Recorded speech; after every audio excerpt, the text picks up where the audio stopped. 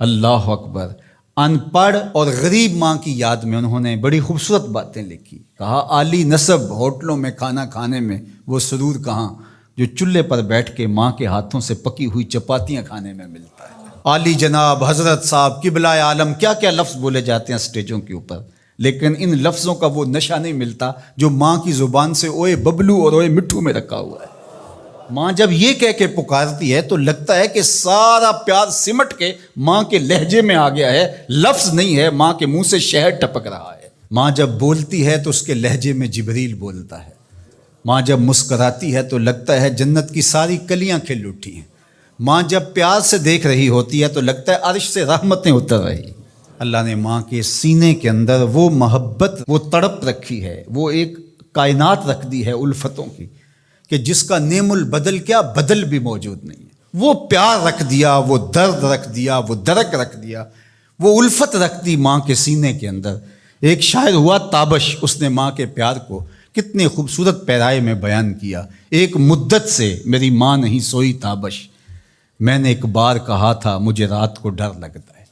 کہا ایک دن بچپن میں میرے منہ سے نکلا تھا امی مجھے رات کو سوتے ہوئے ڈر لگتا ہے۔ میں بوڑھا بھی ہو گیا ہوں، میری ماں اب بھی میرے بستر پہ پھونکے مارتی کہ میرے بیٹے کو رات کو ڈر نہ لگا۔ یہ ماں کے سینے کا پیار ہے، ماں کی الفت ہے، یہ ماں کی تڑپتی ہوئی ممتا ہے۔ اولاد کے لیے وہ دکھ بھی جھیلتی ہے، تکلیفیں بھی سہتی ہے۔ غریب مائیں لوگوں کے گھروں کے برتن بھی مانجنے پڑیں تو اس سے بھی گریز نہیں کرتی۔ شہر میں آ کر پڑھنے والوں بھول گئے ہو کس کی ماں نے کتنا زیور بیچا ہے۔ اس لیے ماں کی کمی انسان بڑھاپے میں بھی محسوس کرتا ہے۔ کبھی ایسا نہیں ہو سکتا کہ انسان کہے کہ کوئی بات نہیں اب میں بڑا ہو گیا، مجھے ماں کی کمی محسوس نہیں ہوتی۔ بوڑھا بھی ہو جائے انسان جو ہے وہ سب سے اونچے منصب پر بھی بیٹھ جائے، میں اور آپ کیا، میری اور آپ کی حیثیت اور اوقات ہی کیا۔ امام الانبیاء حضور ختم المرتبت صلی اللہ علیہ وآلہ وسلم حجرہ انور سے نکلے اور جو ہی حضور نبی رحمت صلی اللہ علیہ وآلہ وسلم مصلی پر تشریف فرما ہوئے تو حضور کو دیکھ کر کے تمام صحابہ ادب سے کھڑے ہو گئے۔ جو ہی یہ امٹتا ہوا پیار دیکھا تو حضور کی نظر پلٹ کے کئی سال پیچھے چلی گئی اور ابوا کی وادی میں اپنی ماں کی قبر پہ کھڑا ہوا اپنے آپ کو پاتے ہیں حضور۔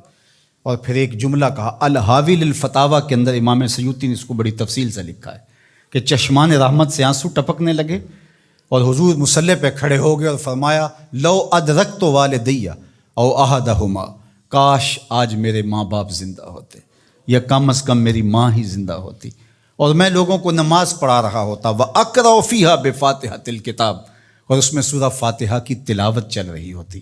پھر میری ماں کو میرے ساتھ اچانک کوئی کام یاد آ جاتا، وہ دروازے پر آتی اور چلمن سرکاتی اور مجھے بیٹا کہہ کے آواز دیتی۔ فرمایا لوگوں نماز چھوڑ کے پہلے ماں کی بات سن لیتا۔ تو ماں کی کمی تو انسان زندگی کے آخری حصے میں بھی محسوس کرتا ہے۔ پھر اس سے بڑا منصب کس کا ہو سکتا ہے جو امام الانبیاء کا منصب ہے؟ اتنا بڑا اعزاز کس کا ہو سکتا ہے جو خاتم المرسلین کا اعزاز ہے، جو محبوب خدا ہیں، کونین کے مالک ہیں، لیکن ماں کی کمی کو وہ بھی محسوس کرتے ہیں۔ ماں و شمع کس شمار میں ہے؟ تو ماں باپ کا وجود اللہ کی رحمت ہے۔ جب یہ سایہ سر سے اٹھ جاتا ہے تو پھر پتہ چلتا ہے کہ بندہ کھڑا کہاں ہے۔ جب گھنے درخت کے سائے میں بیٹھا ہو اور وہ درخت ساری دھوپ اپنے پتوں میں جذب کر رہا ہوتا ہے اور نیچے بیٹھنے والے کو چھاؤں فراہم کر رہا ہوتا ہے، اور اس سے نہیں پتہ ہوتا کہ جو مجھے چھاؤں دے رہا ہے وہ خود کتنا جلس رہا ہے، لیکن اچانک جب سایہ ہٹ جائے اور بندہ کڑی دھوپ میں آ جائے پھر اسے احساس ہوتا ہے کہ وہ سایہ کتنا غنیمت تھا۔ جن کے ماں باپ موجود ہیں وہ ان کی خدمت کر کے دنیا اور آخرت کی سرخرویاں حاصل کریں۔ اللہ کی رضا بھی اس میں ہے، رسول اللہ کی رضا بھی اس میں ہے، اور دنیا اور آخرت کی بہتریاں اسی کے اندر پنہاں ہیں کہ ماں باپ کی تکریم بجا لائی جائے۔